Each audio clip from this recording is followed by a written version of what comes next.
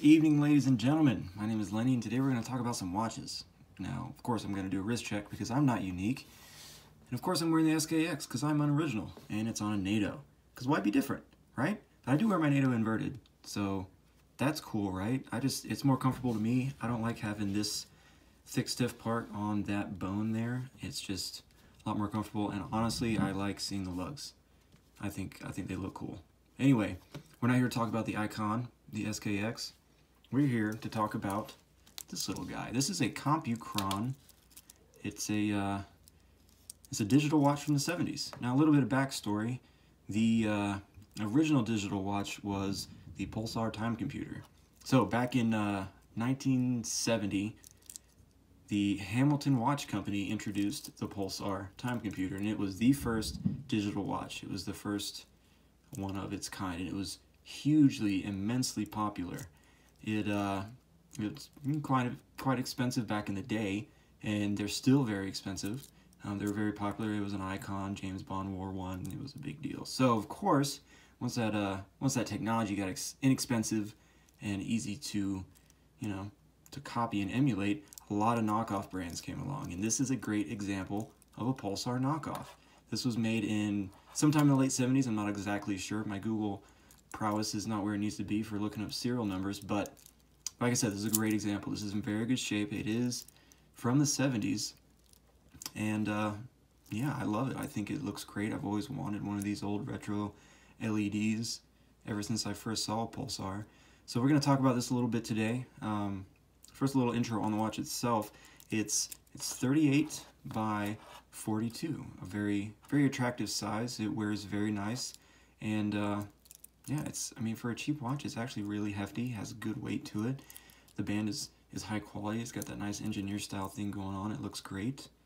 Oh yeah, look at that. Oh, it's lovely. It was relatively clean when I got it, and I haven't done much to it as far as cleaning it yet. I did take the band off. It's got one lug. I took the band off, and when I was taking it off, one of the pins just fell apart, disintegrated. So I don't know if you can see, but I replaced those pins with the correct size, but they're shouldered. The original ones were not shouldered. So now that I got the shouldered ones in there, I can't take it off. So it's stuck like that. Not that big of a deal. But like I said, I love this watch.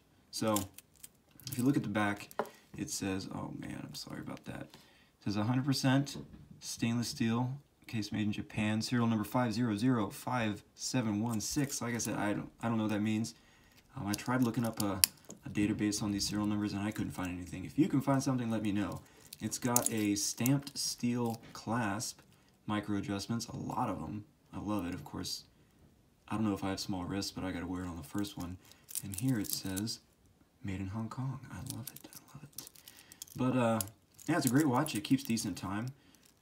It's been my daily for a few days. I got it about 3 days ago. I went into an antique store downtown where I live looking for some old mechanical movements for me to tinker with and repair, and I saw this in the basket, and I was like, hey, how much are you going to let this guy go for? He's like, honestly, I don't know anything about it. Well, I told him I didn't know anything about it because honestly I didn't, and he said he'd let me have it for $1, and he threw in a couple of broken mechanical pieces for free. So when I came home and looked it up, a bad, very low quality version of a complete watch goes for about 30 bucks, I'd say, from my limited research. You can buy parts for these watches for cents all day. You can buy it. I've seen nice versions of this watch, over 100. I would never pay that much for this, but I don't know, that's what they're going for. But anyway, I got it for a freaking $1. So a little bit about the technical description. This shows you the time, and if you hold it, it will show you the seconds, and it updates every second. This button here will display the date. Now, some of the issue this watch has, if you take the case back off and put it back together, sometimes the date doesn't go away. It just stays on.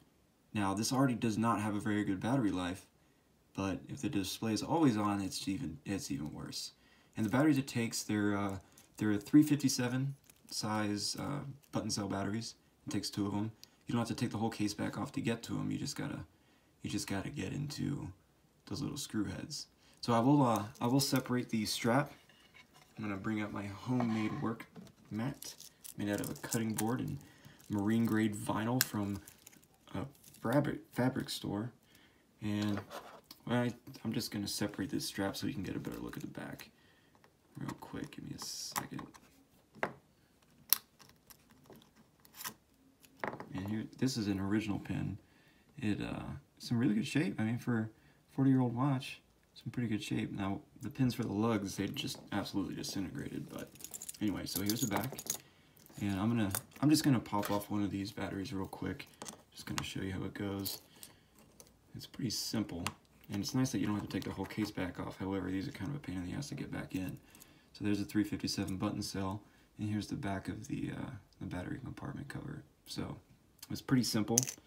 The pain in the ass is getting the thread started, and I never get it on the first try.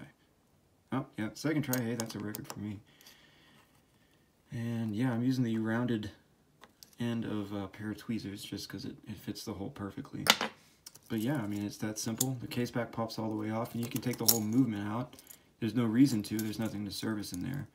But see, now that I've done that, the time is reset, okay? And it's already in the reset position. Usually you have to press that button if you're just wearing it and need to change it. That'll put you into the menu.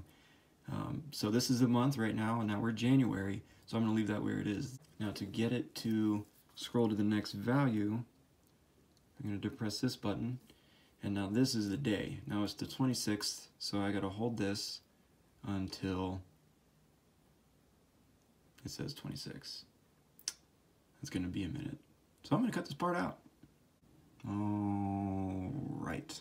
Okay, so now we have the day and the month correct, so we press this button again.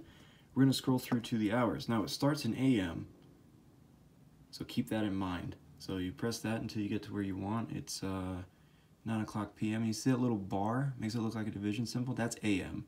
So you keep going until it says, boom, now we're in PM. And it took me about a day and a half to figure that out. I'm not proud of myself. Now it is 9 something. So now we're good there. Now we can go ahead and set the minutes. All right, what's the time? Jesus Christ, it's 9:49. Oh my God, I gotta hold this down for, I'm gonna cut this part out too, wait for it. All right. Man, it took long enough. All right, so now that we got the minute set, that's the last thing we were allowed to change. You press that button again, it goes into normal mode, and you press this button to see the time, the seconds, and this button to see the date. Why does that say 2? It's not February. Son of a... Okay, now we're good.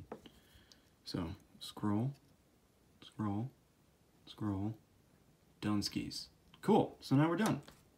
All right, so what I'm gonna do now, I'm gonna shut the lights off, get you that night shot, that sexy, sexy night shot. Oh yeah, here it goes. Oh yeah, look at that shit. That's so sexy. Let's get that date. Oh yeah, it's so pretty. I love it so. It's so retro. It's everything I've ever wanted. I'll die happy.